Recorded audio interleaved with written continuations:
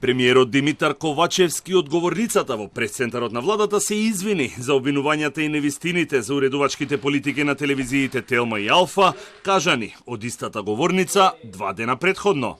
Премиерот имаше подготвено изјава која ја прочита, а во која стоеше дека слободата на медиумите и објективното известување се исклучително важни и потребни во демократското општество и потребни за развој на демократијата.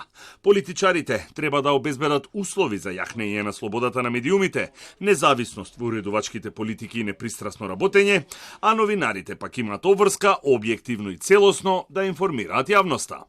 Доколку некој се препознал во тоа што го кажав, иако е тоа вистина и при тоа има потреба од извинување, тогаш го има моето извинување. Морам да сум многу јасен дека не постои професија која што јас не ја почитувам и ценам. Ковачевски кажа и дека внимателно ги прочитал реакциите на медиумските здруженија ЗНМ и ССНМ, како и на АВМУ.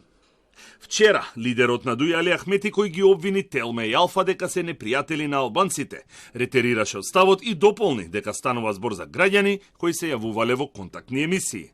Ахмети не смета дека го загрозил интегритетот на новинарството во Македонија, ниту пак безбедноста на новинарите и медиумските работници.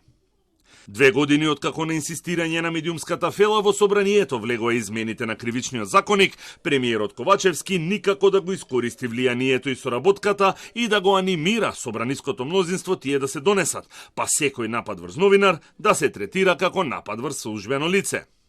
Дополнително во собранието се закочени и други медиумски закони за кои пратениците немаат ниту слух, ниту време и волја да ги изгласаат, поради што медиумските здруженија најавија протести, доколку и понатаму остане статус кво.